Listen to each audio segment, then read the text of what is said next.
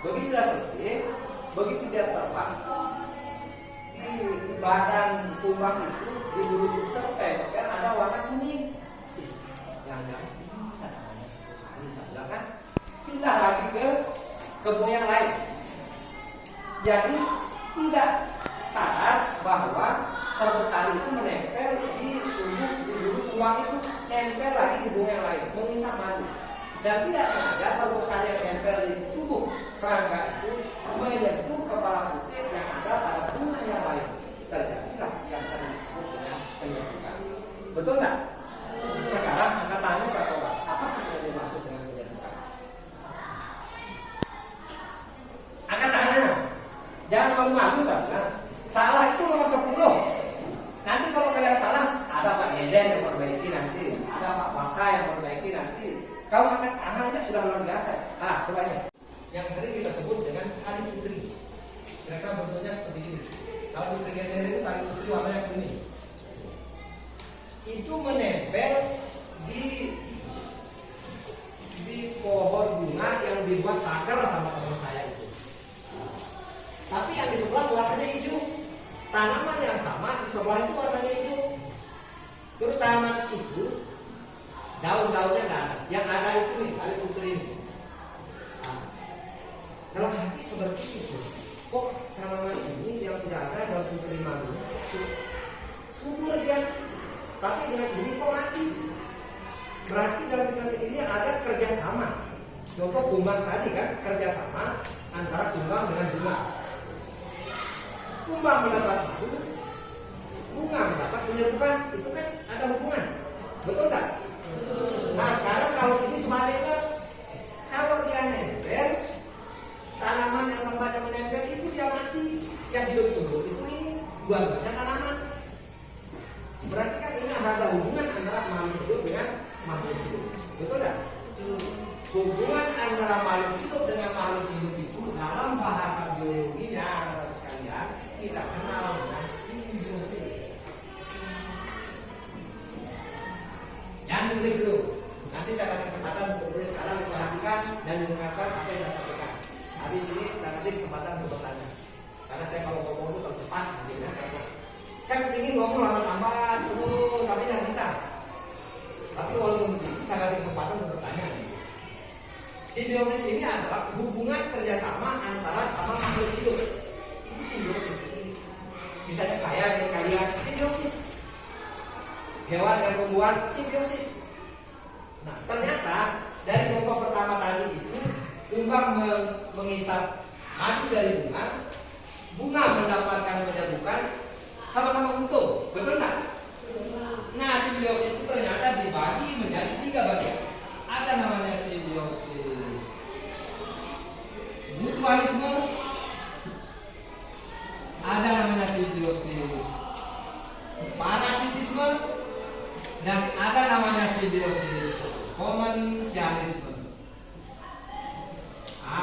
Ini bacaan SD lagi, saya ulangi lagi, bacaan SD.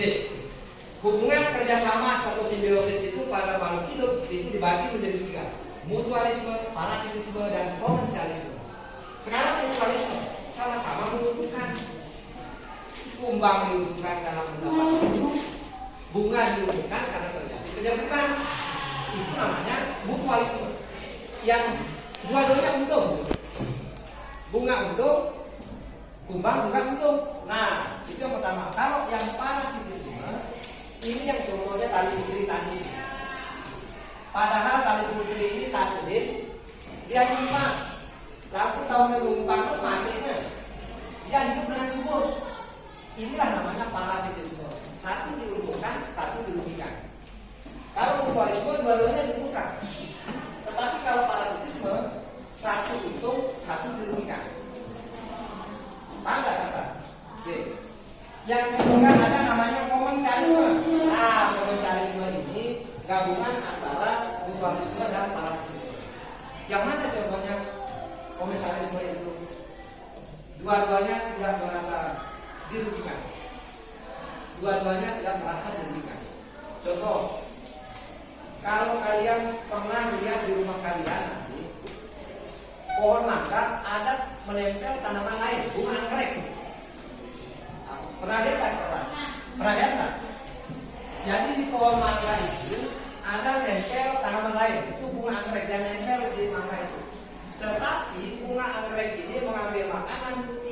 dari pohon tempatnya menempel. Dia bisa membuat makanan sendiri dan melakukan proses fotosintesis. Jadi tidak perlu mengambil tanaman dari mangga. Beda dia dengan tali putri ini. Kalau tali putri ini dia tidak bisa melaksanakan fotosintesis sehingga makanan itu diambil dari inangnya, tumbuhan tempatnya menumpang. Buah tebel, nyulut, mati, itu namanya parasitisme. Tapi kalau komensalisme antara pohon mangga dan bunga anggrek, bunga anggrek itu nempel di pohon mangga kita. Pohon mangga, anggrek, nempel. Apa ada bilang pohon mangga? Ini anggrek kan? Hidup-hidup antara batu itu ini. Toh juga dia pegang waktu. Itu kata pohon mangga. Apa dia bilang bunga anggrek? Terima kasih banyak. Terima kasih kalau aku minta. Saya juga tidak akan mengambil makanan dari pohonmu. Kenapa? Karena saya bisa membuat makanan sendiri dengan cara melakukan proses fotosintesis. Apa yang dimaksud dengan fotosintesis? Angkat tangan. Saya Pak. Tadi yang perempuan, kalian laki.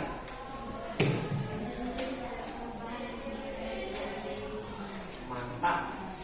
Baru siswa SMP. Anak-anak siswa mungkin, gitu.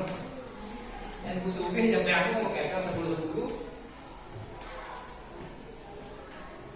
Jadi fotosintesis, penyerbukan, kalau SMP itu apalagi sekolah negeri di luar kepala. Nanti kalau kalian punya adik kelas 6, kamu lagi dijeding, pada nanya, pada dijeding terus ada adiknya sini, dia tahu kan lagi dijeding, ada PRT kan guru ini apa disebutkan apa kan luar, apa yang dimaksudkan fotosintesis, kasih tahu dari jeding itu fotosintesis adalah bukan cahaya matahari dari kimia. Tidak perlu buka buku kan ada SMP. Masa fotosintesis dari gunung terbanyak terbisuk, banyak terkiram, coklat ada sekolah, gitu. Nah, inilah yang namanya simbiosis ya, hubungan kerjasama. Ini simbiosis lagi ada 3, ada mutualisme, contohnya antara kumbang dengan bunga, kemudian parasitisme. Parasitisme ada 2, ada biotik yang mati-mati, yang tidak hidup, tanah, air, udara, dan sebagainya. Yang biotik itu yang hidup-hidup. Semua yang hidup itu baik makhluk hidup tersusun dari satu sel sampai makhluk hidup yang tersusun dari banyak sel. Yang satu sel itu apa? Bakteri, paramecium. Yang banyak sel itu apa? Manusia, hewan, dan sebagainya. Itu termasuk biotik. Nah, biotik ini ada yang menjadi produsen, dibagi 3 lagi. Ada produsen, ada namanya konsumen, ada namanya pengurai. Ini yang terjadi dari yang terbagian dari ekosistem yaitu biotik. Dibagi 3. Ada produsen, ada konsumen, ada pengurai. Produsen itu penghasil. Nah sekarang saya tanya sesuatu. Makhluk hidup yang termasuk produsen itu apa? Yang bisa menghasilkan makanan itu apa? Yang kata itu. Makhluk hidup jangan takut salah. Salah itu nomor 1. Kamu berani nanti kalau kamu salah apa? Nanti perbaiki atas. Nanti yang termasuk dalam produsen apa itu? Tumbuhan dan hewan. Apa? Tumbuhan dan hewan.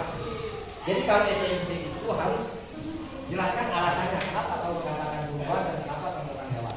Apa alasannya kamu mengatakan tumbuhan dan hewan itu termasuk contoh produsen atau penghasil? Karena tumbuhan bisa menghasilkan padi yang kita makan setiap hari. Dengan cara butuh.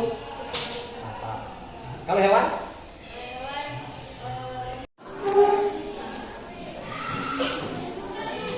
Jadi nanti hasil kesimpulannya atau jawaban di LKS-nya itu atau KTD-nya bisa jadi jawaban itu berbeda dengan itu. Bisa jadi. Nah itu yang perlu dipertahankan nanti pada saat kalian bergas.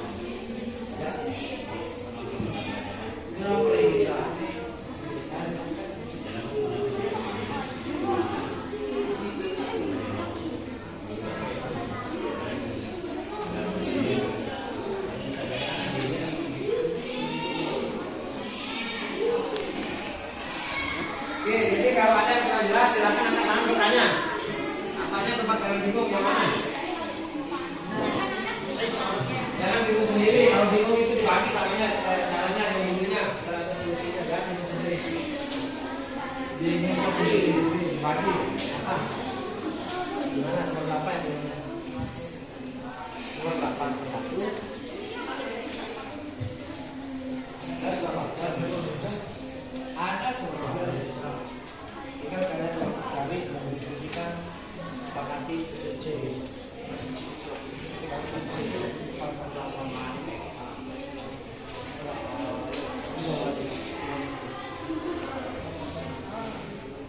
Jadi yang kebetulan sendiri atau berdua itu ya jangan khawatir ya. Justru kalian berdua atau sendiri itu yang lebih bagus. Apa? Oh ya. Jadi coba diperhatikan dulu. Ini dalam perhatikan itu gua berdua perhatikan. Soal nomor 1. Aduh, kelas soal nomor 1 LKPD-nya diperhatikan. Jelaskan pengertian dari keanekaragaman hati, udah bilang kan? Ya. Itu maksudnya hayati ya. Mohon maaf. Jadi di coret hati itu menjadi hayati. Tulis ya. Tidak apa-apa, itu namanya siswa cerdas. Kalau salah harus kita luruskan. Tidak apa-apa, bagus itu juga saya berterima kasih. Karena saya salah. Dicoret hati itu menjadi hayati. Karena tidak ada. Jadi keanekaragaman hati itu tidak ada. Coba diberi ya.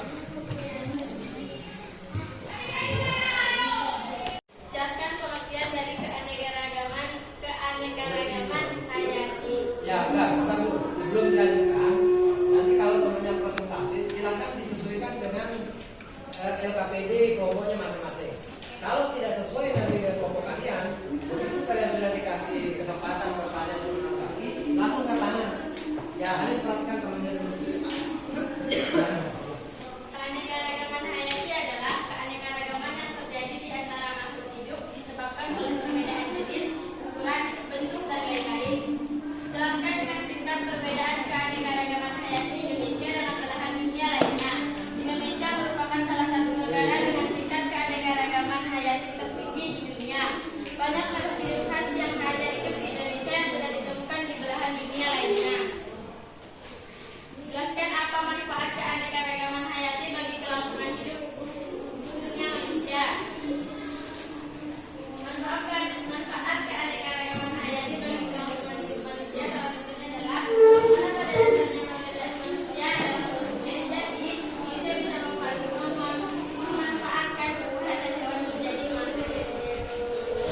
Tulislah kesimpulan dari kelompok Nah, kalian. kan dengarkan kesimpulannya. Silakan dibacakan kesimpulannya. Karena Indonesia merupakan salah satu negara dengan tingkat hayati tertinggi di dunia, maka dari itu kita harus menjaga dan melestarikan keanekaragaman hayati tersebut. Oke, sekarang dipersilakan temannya. Silakan ada yang ingin bertanya? Yang bertanya dan menanggapi. Oke. Jadi sekarang karena sudah dipersilakan oleh temannya yang ingin bertanya, yang ingin menanggapi, kita batasi dua saja. Yang pertama siapa namanya? Lalu Sudi. Yang bertanya dan menanggapi itu ada dapat nilai. Lalu. Ada, silakan Sar.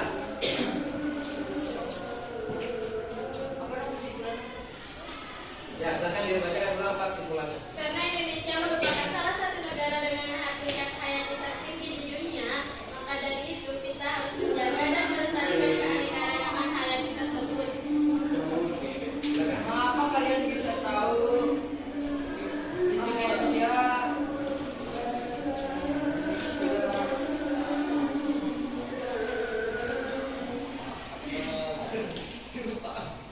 Apa? Apa Sar? keragaman hayati?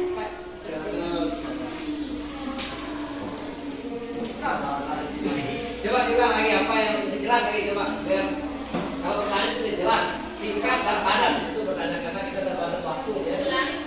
Coba diulang. Karena Indonesia merupakan salah satu negara dengan tingkat hayati tertinggi di dunia, maka dari itu kita harus menjaga dan melestarikan keanekaragaman hayati tersebut. Bagaimana kalian tahu Indonesia keragaman hayatinya lebih tinggi? Oke, nah cukup. Jadi saya bisa tangkap pertanyaan sangat dari mana